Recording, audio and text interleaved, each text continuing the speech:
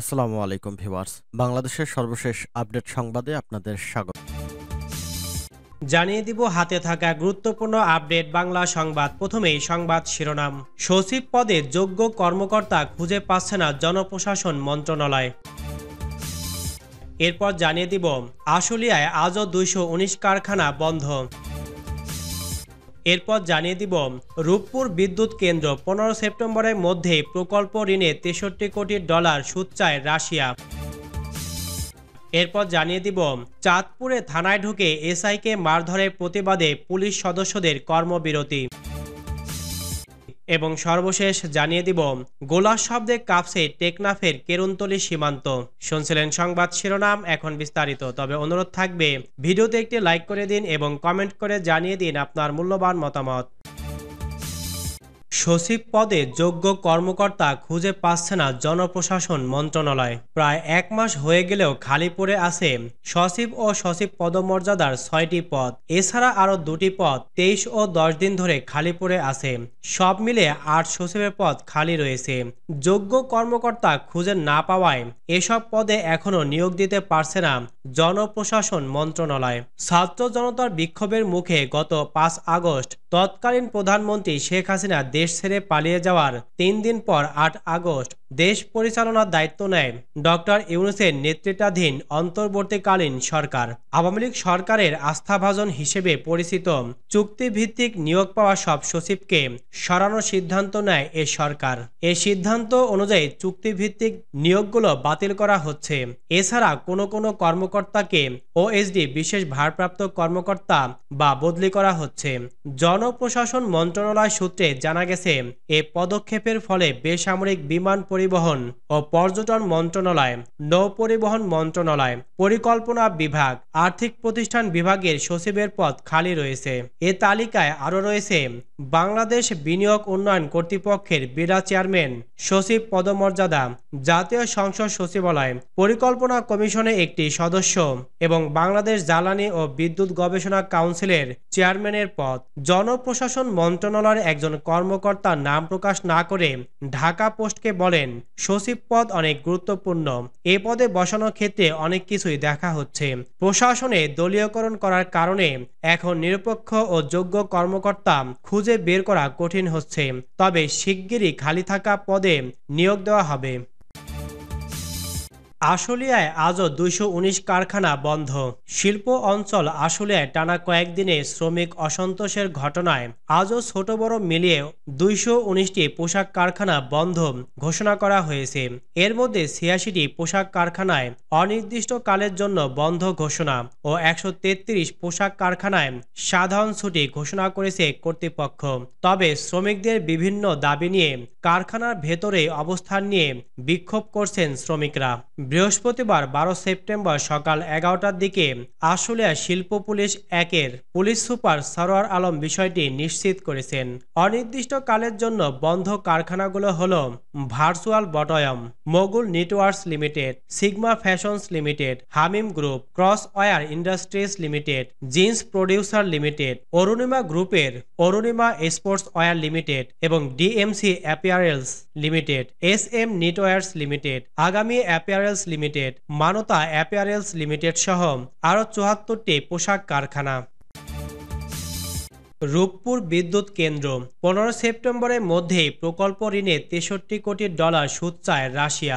রূপপুর পারমাণবিক বিদ্যুৎ কেন্দ্র নির্মাণে দেওয়া ঋণের বকেয়া ও চলতি সুদ বাবদ 630 মিলিয়ন 63 কোটি মার্কিন ডলার আগামী 15 সেপ্টেম্বরের মধ্যে পরিশোধ করার জন্য বাংলাদেশ সরকারকে চিঠি দিয়েছে রাশিয়া। রাশিয়ার ব্যাংকগুলোর উপর যুক্তরাষ্ট্রের নিষেধাজ্ঞা থাকায় গত জুনে বাংলাদেশ লেনদেনের বিকল্প পদ্ধতিতে বকেয়া সুদ, কমিটমেন্ট ফি ও জরিমানা মওকুফের আবেদন জানানোর পরে এই চিঠি দিয়েছে রুশ কর্তৃপক্ষ। রূপপুর প্রকল্পে 12.65 বিলিয়ন ডলার ঋণের সর্বোচ্চ সুদ হার 4%, যেখানে বকেয়ার জন্য জরিমানা সুদ আরোপ করা হয়েছে আরও 2.4%। এই প্রেক্ষাপটে রাশিয়ার একটি বৃহৎ আর্থিক উন্নয়ন প্রতিষ্ঠান ভিইবিআরএফ এবং রাশিয়া সরকারের প্রতিনিধিত্বকারী সংস্থা বাংলাদেশের অর্থনৈতিক সম্পর্ক বিভাগকে গত ২১ আগস্ট দেওয়া চিঠিতে ব্যাংক অব চায়নার সাংহাই শাখায় মার্কিন ডলার অথবা চীনের মুদ্রা ইউয়ানে পাওনা অর্থ জমা দেওয়ার কথা বলা হয়েছে। তবে আগামী ১৫ সেপ্টেম্বর রবিবার হওয়ায় আর ১৬ ও ১৭ সেপ্টেম্বর চীনে নন বিজনেস ডে হওয়ার ফলে পরিশোধের সম্ভাব্য তারিখ হবে ১৮ সেপ্টেম্বর।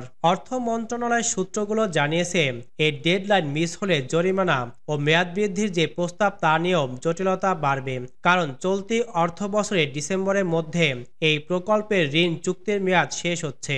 সুদ পরিশোধ না করলে নতুন মেয়াদ বৃদ্ধির প্রস্তাবও বিলম্বিত হওয়ার আশঙ্কা রয়েছে। উল্লেখ্য, গত জুনে বাংলাদেশে এই ঋণ ছাড়িয়ে মেয়াদ ২ বছর বাড়িয়ে ২০২৬ সালের ডিসেম্বর পর্যন্ত করার প্রস্তাব করেছে।